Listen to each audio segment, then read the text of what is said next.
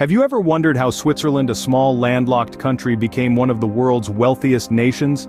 This intriguing journey traces its roots back to the mid-19th century when Switzerland was primarily a rural economy. The city cantons of Zurich, Geneva and Basel began to blossom economically, thriving on industry and trade. This was a time when the rural regions of Switzerland were still underdeveloped and impoverished. The transformation intensified with the onset of the Industrial Revolution as cities began to boom, particularly with textiles. The economic landscape began to diversify, with tourism and banking emerging as significant factors. Amidst these changes, Switzerland established itself as a federal state, introducing the Swiss franc as a stable currency, thereby replacing the chaotic currency situation that existed before. This was just the beginning of a journey that would lead Switzerland from a poor rural economy to a global leader in finance. Join us as we delve into the fascinating economic history of Switzerland. Switzerland's economic development began to take off in the city cantons of Zurich, Geneva, and Basel. These urban hubs became the cradle for the nation's economic growth, with industry and trade taking center stage. Pioneering this transformative period was the city of St. Gallen, where the production of machines began in the early 19th century. The third generation of machines imported from Great Britain revolutionized the textile industry, marking a significant shift from hand-weaving to the power loom by 1814. Simultaneously, another economic force was budding: tourism. The stunning Swiss landscapes, pristine lakes and charming chalets began to attract visitors from all over the world. As tourism flourished, so did another sector: banking. Switzerland's reputation for secure, confidential banking practices began to take shape, laying the groundwork for what would become a world-renowned financial hub. But while the city cantons thrived, the rural regions of Switzerland were a stark contrast. These areas remained largely underdeveloped, with their economies still rooted in traditional agriculture. The disparity between the prosperous cities and the struggling rural regions was striking. In the midst of this development, the rural regions of Switzerland remained largely underdeveloped.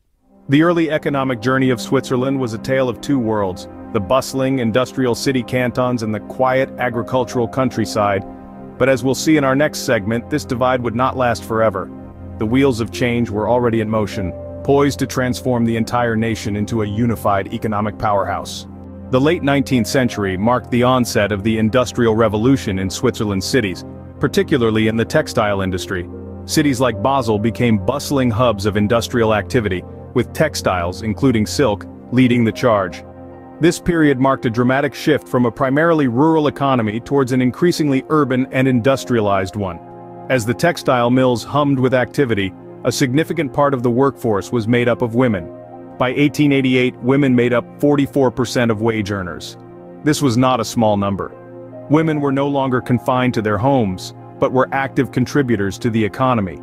They spun, wove, and stitched, their nimble fingers working tirelessly to keep up with the demands of the burgeoning textile industry.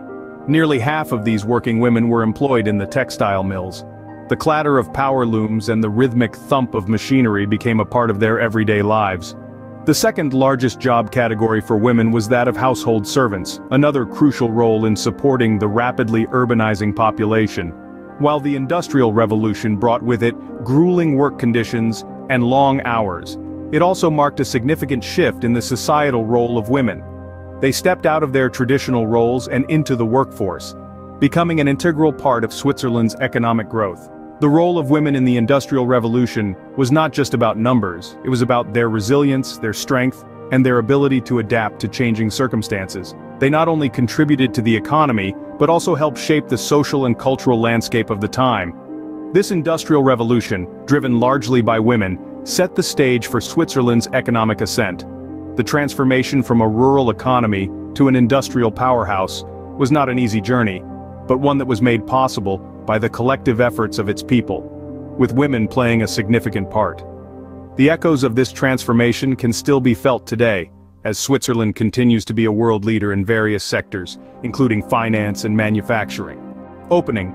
The new national government, established in 1848, sought to create a strong and unified nation. The first step towards unity was the introduction of the Swiss franc in 1852. This new currency provided a stable financial foundation, replacing a chaotic currency situation that had previously hindered economic growth. It was a bold move, but one that proved crucial in the journey towards a unified nation. Around the same time, the government took control of the borders. It was a significant step, asserting Switzerland's sovereignty and setting the stage for the nation's future economic independence. The message was clear: Switzerland was a unified entity, a force to reckon with. But the government didn't stop there. It also took control of the mail and telegraph systems. This move allowed for faster communication across the country, breaking down regional barriers and promoting a feeling of national identity.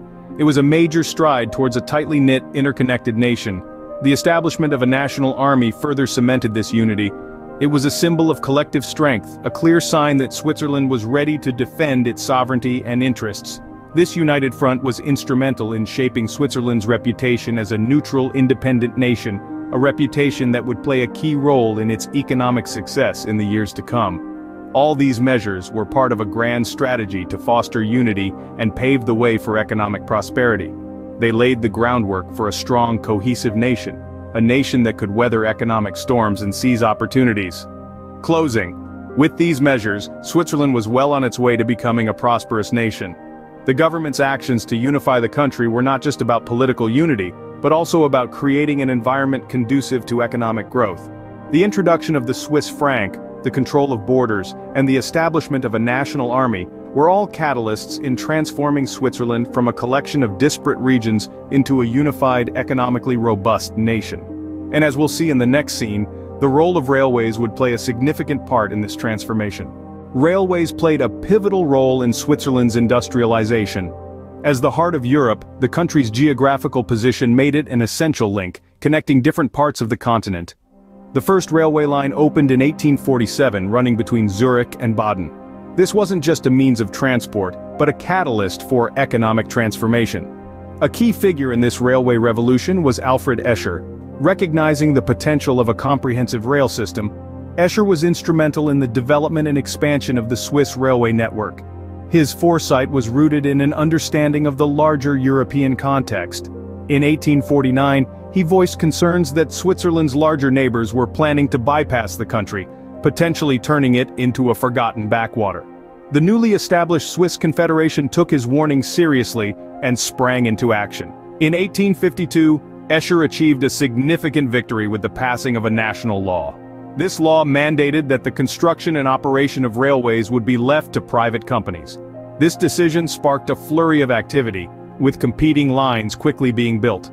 Escher himself headed the largest firm, the Swiss Northeastern Railway, with links to major foreign lines. This competition between private players drove rapid expansion, and by 1860, Switzerland boasted a network of over 1,000 kilometers of track. But the story didn't end there. After a national referendum, the government decided to nationalize most of the private lines in the early 20th century. These were merged into the Swiss Federal Railways, marking another significant step in the country's economic journey. The impact of the railway expansion was profound. It didn't just revolutionize transport, but also spurred industrial growth, facilitated trade, and connected regions like never before. This network of steel and steam became the arteries of a thriving economy, pumping life into every corner of the nation. The railways not only transformed Switzerland's economy but also its landscape. Today, as you travel through this beautiful country, remember that each track, each station, each bridge is a monument to a history of economic transformation, innovation, and progress. By 1900, Switzerland had become one of the wealthiest nations in Europe. This prosperity has endured into the modern age, with Switzerland boasting impressive gross domestic product figures. In 2018, the GDP stood at a staggering $725.56 billion. Minor fluctuations occurred over the years, but by 2022, the GDP had risen to a robust $807.71 billion. Per capita, this translated to an impressive $92,101 in 2022.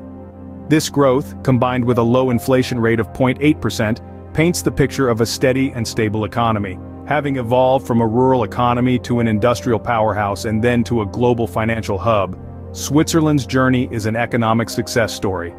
Today, it stands as one of the world's most stable economies, a testament to the power of innovation, determination, and strategic planning. Switzerland's economic journey is indeed a testament to the power of innovation, determination, and strategic planning.